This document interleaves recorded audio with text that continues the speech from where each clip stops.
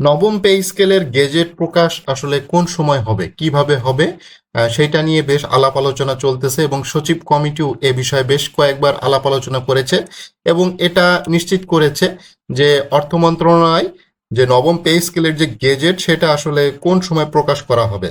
অনেকে বলতেছিল যে জুলাই মাসে নবম পে স্কেলের গেজেট প্রকাশ হবে এবং এটার জন্য যাবতীয় প্রস্তুতি চলতেছে। হ্যাঁ, যাবতীয় প্রস্তুতি এখনো চলতেছে এবং এটা চলমান থাকতেছে আপাতত।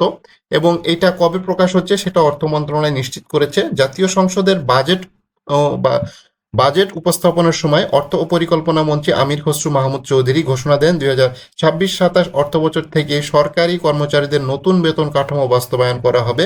1 জুলাই থেকে এটা ধাপে ধাপে বাস্তবায়িত হবে। জানা গেছে সরকারি চাকরিজীবীদের নতুন পে স্কেল বাস্তবায়নের সেই ধাপ ঠিক করবে মন্ত্রিসভা। আগস্টের দ্বিতীয় সপ্তাহের মধ্যে এ বিষয়ে গেজেট জারি হতে পারে। তবে এ একটা তথ্য পাওয়া গিয়েছে, অর্থাৎ এই যে অর্থ মন্ত্রণালয় এটা নিশ্চিত করেছে যে আগস্টের দ্বিতীয় সপ্তাহের মধ্যে গেজেট জারি হতে পারে। তবে বাস্তবায়ন প্রক্রিয়া যেভাবেই হোক 1 জুলাই থেকে সেটা কার্যকর হবে। অর্থাৎ যে বর্ধিত বেতন পাওয়ার কথা ছিল 1 জুলাই থেকে, সেই বর্ধিত বেতন আসলে 2015 সালে যে অষ্টম পে স্কেল সেটারই পাচ্ছে, অর্থাৎ সেই বেতন স্কেলটাই চলতেছে। অর্থাৎ আগস্টে যে বেতনটা হবে সেটা হচ্ছে 2015 সালের অষ্টম পে স্কেলের বেতনটা। এবং আগস্টের পর সেপ্টেম্বর মাসে যে বেতনটা সরকারি কর্মকর্তা কর্মচারীরা পাবে সে সেপ্টেম্বর মাসের বেতনটাই মূলত পেতে যাচ্ছে নবম পে স্কেলের বেতনটা। এবং আগস্টে যেহেতু প্রজ্ঞাপন জারি হয়ে যাবে এবং প্রজ্ঞাপন জারি হয়ে গেলেই মোটামুটি এর কার্যক্রম শুরু হয়ে যাবে। এবং আইবাস এর ভেতরে একটা বেশ ভালো একটা সময় পাচ্ছে, ঠিক আছে। আইবাস তো বেশ কিছু কাজ করবে, সেই কাজের জন্য যথেষ্ট সময় পাচ্ছে, এই জুলাই মাসটা সময় পাচ্ছে এবং আগস্টের হয়তো প্রথম আগস্ট মাসটাই আসলে সময় পেয়ে যাচ্ছে।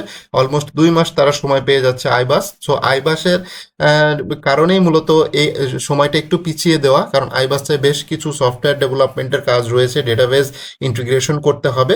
তো সেই বিষয়গুলো এখানে একটু সময় লাগবে, যার ফলে এই গেজেটটা একটু দেরি করে প্রকাশ করা হচ্ছে। তবে বাস্তবায়ন প্রক্রিয়া 1 জুলাই থেকেই হচ্ছে। বুধবার 15 জুলাই জাতীয় বেতন কমিশনের সুপারিশ প্রণয়নের কমিটির সভায় এ বিষয়ে সিদ্ধান্ত হয়েছে। বৈঠকের সূত্র থেকে জানা যায় নতুন পে স্কেলের বিষয়টি চূড়ান্ত হয়ে গিয়েছে। আরও 2 থেকে 3 দিনের মধ্যে সচিব কমিটি কারিগরি কিছু দিক বিশ্লেষণ করবেন। এই কারিগরি দিক হচ্ছে আইবাসের বিষয়টা, ঠিক আছে। তো আইবাসের বিষয় অর্থাৎ এই মাসটা মোটামুটি একটু আলোচনার ভেতরেই যাচ্ছে এবং এই মাসের ভেতরে খসড়া সব কিছু রেডি হয়ে যাবে এবং আগস্টের দ্বিতীয় সপ্তাহে এবং এই মাসেই অর্থাৎ মন্ত্রী পরিষদের বৈঠকেও কিন্তু যাচ্ছে। এই যে এখানে বলতেছে তারা এরপরে সচিব কমিটি সুপারিশ চলতি মাসের শেষ সপ্তাহে বা আগস্টের প্রথম সপ্তাহে মন্ত্রী পরিষদ বৈঠকে উঠাবেন, ঠিক আছে। তো মন্ত্রী পরিষদের বৈঠকে এই সব মাসে ওঠানোর সম্ভাবনা সবচাইতে বেশি। আগস্টে হয়তো যাবে না, কারণ আগস্টে আসলে পে স্কেলের গেজেট প্রকাশ বা প্রজ্ঞাপন প্রকাশের যে বিষয়টা সেটাই মূলত কাজ হবে। মন্ত্রী পরিষদের নতুন পে স্কেল বাস্তবায়নের ধাপসমূহ গুরুত্বপূর্ণ কিছু সিদ্ধান্ত হবে। মন্ত্রী পরিষদের অনুমোদনী পর আইন পরীক্ষা নিরীক্ষা ভেটিং এর জন্য তা যাবে আইন মন্ত্রণালয়। এরপরে প্রধানমন্ত্রীর সারসংক্ষেপ অনুমোদন হলেই গেজেট জারি হয়ে যাবে।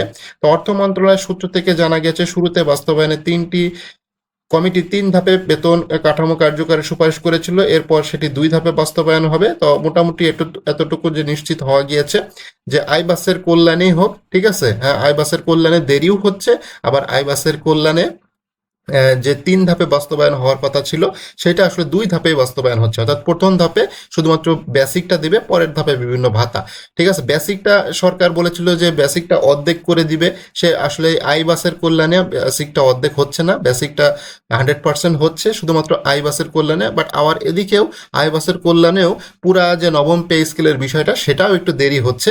তো এই বিষয়গুলো, এই কারিগরি যে বিষয়গুলো রয়েছে সেটা খুবই গুরুত্বপূর্ণ। তো সর্বশেষ বুধবারের বৈঠকে সিদ্ধান্ত হয়েছে এ বিষয়ে চূড়ান্ত সিদ্ধান্ত নেবে মন্ত্রিসভা, কারণ 14 লাখ সরকারি কর্মচারী, 9 লাখ পেনশনভোগীদের জন্য বর্তমানে প্রায় 31,000 কোটি টাকা ব্যয় হলেও নতুন বেতন কাঠামো বাড়তি আরও 1,06,000 কোটি টাকার দরকার পড়বে বলে কমিশনের পক্ষ থেকে জানানো হয়। সেই অনুযায়ী সরকারি অর্থ বিভাগকে যোগান দিবে সেই সিদ্ধান্ত মন্ত্রী পরিষদের বৈঠকে হবে বলে সচিব কমিটির সদস্যরা মনে করে। এবং নবম পে স্কেলের গেজেট তাহলে বোঝা যাচ্ছে, অর্থ মন্ত্রণালয়ের বিভিন্ন বক্তব্য এবং সূত্র থেকে বোঝা যাচ্ছে আগস্ট মাসেই, অর্থাৎ প্রথম সপ্তাহে আগস্ট আগস্ট মাসের প্রথম অথবা দ্বিতীয় সপ্তাহে আগস্ট মাসের প্রজ্ঞাপনটা জারি হয়ে যাবে এবং এই মাসের ভেতরেই যেটা হবে সেটা হচ্ছে যে মন্ত্রিপরিষদ বিভাগ মন্ত্রিপরিষদ যে নিয়মিত যে বৈঠক হয় সেই বৈঠকে মূলত উপস্থাপন হবে। সেখানে যাচাই বাছাই হবে, আলাপ আলোচনা হবে, বিভিন্ন মন্ত্রণালয়ের লোকজন থাকবেন, সচিব থাকবেন, তারা এই বিষয়গুলো নিয়ে আলাপ আলোচনা করবেন এবং যেহেতু একটি গণতান্ত্রিক প্রক্রিয়ার ভেতরে সবকিছু যায়, তো সেটার নিয়েও একটা ভোটাভুটি হবে আর কি। মন্ত্রিপরিষদ সচিব বা মন্ত্রিপরিষদ বৈঠকে এই ধরনের আলাপ আলোচনা হয়। তো তারপরে মূলত প্রধানমন্ত্রী তার চূড়ান্ত সিদ্ধান্ত নিয়ে থাকেন, অর্থাৎ প্রধানমন্ত্রী একা একা তো সবার সিদ্ধান্ত নেন না, তারপরেও তার চূড়ান্ত সিদ্ধান্তই শেষ কথা। তবে সবার মতামত তিনি নিয়ে থাকেন, ওই মতামতের যে কার্যবিবরণী সেটাই হচ্ছে মন্ত্রিপরিষদের বৈঠক। এটি প্রত্যেক সপ্তাহে হয়ে থাকে। তো এটা কন্টিনিউয়াস একটি প্রসেস। খুব শিগগিরই মন্ত্রিপরিষদ বৈঠকে এই নবম পে স্কেলের বিষয়টি উঠতেছে এবং আগামী আগস্ট মাসেই গেজেটটা প্রকাশ হয়ে গেলে পহেলা সেপ্টেম্বর মাসের যে বেতনটা পাবে সরকারি কর্মকর্তা কর্মচারী, সেইটা হবে নবম পে স্কেলের বর্ধিত বেতন।